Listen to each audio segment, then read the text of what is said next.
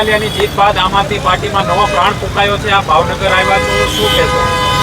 વિસાવદરની જીત બાદ આખા ગુજરાતના 182 વિધાનસભાઓમાં રહેતા અંદાજે 7 કરોડ લોકોમાં એક ઉત્સાહનો સંચાર થયો છે.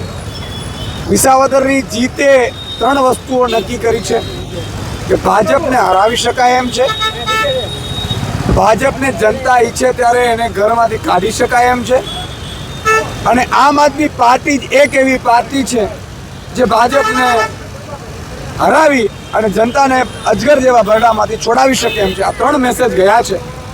એટલે આમ આદમી પાર્ટી અત્યારે ઘરે ઘરે જઈ રહી છે. આ વિજય સંદેશ યાત્રા છે, ભાવનગર છે, આવતીકાલે વડોદરામાં છે. એવી રીતે સતત લગભગ 1 મહિના સુધી ઘર ઘર સુધી આમ આદમી પાર્ટી ત્યાં પહોંચશે. સતત આ અભિયાનમાં પણ અત્યારે રોજના 30-30 હજાર લોકો જોડાઈ રહ્યા છે.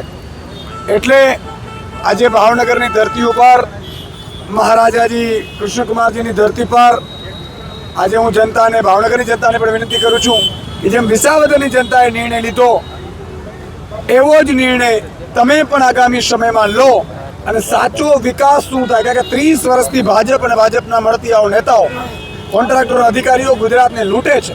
એ લૂંટમાંથી મુક્ત કરાવવું હશે તો આપણે નિર્ણય લેવો પડશે અને ભ્રષ્ટ ભાજપને બહાર કાઢવી પડશે. અને એ સંદેશ સાથે અત્યારે ગુજરાતમાં અમે કરી ચૈતર વસાવા પર કેસ થયો છે, અત્યારે એને ધરપકડ કરવામાં આવી, શું કહેશો?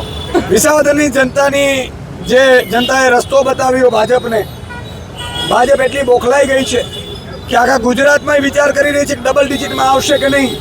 એટલે એમણે ચૈતરભાઈ વસાવા કે જે ચાલુ મંત્રી ભાજપના, એમનો ભ્રષ્ટાચાર 2000 કરોડથી વધારાનો ભ્રષ્ટાચાર બહાર પાડી અને એમની સામે પડ્યા. આદિવાસીઓની જે મનરેગાના ગરીબોના જે રૂપિયા હોય રોજગારીના, એ ખાઈ ગયા ભાજપવાળા. એમનો અવાજ ઉઠાવ્યો ચૈતરભાઈ વસાવાએ. એટલે અને હજુ તો એમણે ખુલાસા નવા ચાલુ ખોલવાના હતા. નીચે ભાજપના જિલ્લા તાલુકાના કાર્યકર્તાઓ પણ એમાં સામેલ હતા, એના ખુલાસાઓ કરવા જઈ રહ્યા હતા. ત્યારે એમણે એમની ઉપર હુમલો કરી અને આ ભ્રષ્ટાચારને ઢાંકવાનો પ્રયાસ કર્યો છે. પણ એ ભ્રષ્ટાચાર ઢાંકાશે નહીં. ચૈતરભાઈ વસાવા ઉપર હુમલો એ માત્ર ચૈત્ર વસાવા ઉપર નથી, આદિવાસી સમાજ ઉપર છે, આદિવાસીના હક અને અધિકારી ઉપર છે. અને આખું આદિવાસી સમાજ ભાજપને આગામી ચૂંટણીઓમાં ઘૂસવા નથી દેવાનો. સુધનભાઈ, ઉમેશભાઈ મકવાણા જે પ્રમાણે નવા દેખાઈ રહ્યા એ જ પ્રમાણે સુધીરભાઈ વાઘાણી જેવો ભાવનગર ગારિયાધારના ધારાસભ્ય છે, એક પણ જગ્યાએ કાર્યક્રમમાં બતાવી નથી રહ્યા. સુધીરભાઈ આમ આદમી પાર્ટીને વરેલા છે. સુધીરભાઈ આમ આદમી પાર્ટી સાથે સતત સંપર્કમાં હોય છે. અમે જ્યારે ભાજપે વિસાવદરની જીત બાદ કેટલાક ધારાસભ્યોનો સંપર્ક કરવાનો કોશિશ કર્યો હતો, એમાંથી એક અમારા ભાઈનો સંપર્ક કરવાનો કોશિશ ચાલી રહી હતી. એમના વર્તુળક અમને સારા ન લાગ્યા. એટલે અમે જે પગલાં લીધા છે, ભારતીય તમારી વચ્ચે છે. અને હું CR પાટીલને ચેલેન્જ કરવા માંગુ છું કે CR પાટીલ, અમારા ધારાસભ્યો ઉપર ખંભે બંદૂક ફોડી અને તમે તમારો લડવા ના નીકળો, આવો સામે જાતીએ. જેમ વિસાવદરમાં 1.5 વર્ષ સુધી ચૂંટણી નહોતી આવવા દીધી ભાજપે, અને આખરે ભાજપને એમ લાગ્યું કે હવે જીતી શકીશું એટલા માટે લાવ્યું. કોંગ્રેસને પણ અમે મિલીભગત કરી તોય જીતી ન શક્યા. અમે એને ખુલ્લી ચેલેન્જ આપીએ છીએ કે બોટાદમાં પણ ધારાસભ્યનો રાજીનામું અપાવડાવીને ફરીથી ચૂંટણી લાવો, મોરો થઈ જાય.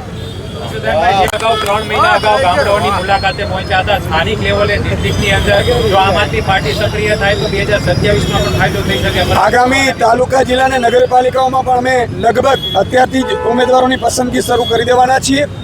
અને નવેમ્બર સુધીમાં અમે 9000 જે ઉમેદવારો અમારે ઊભા રાખવાના છે, એના લગભગ ઓલમોસ્ટ નામો અમે જાહેર કરી દઈશું. Thank you.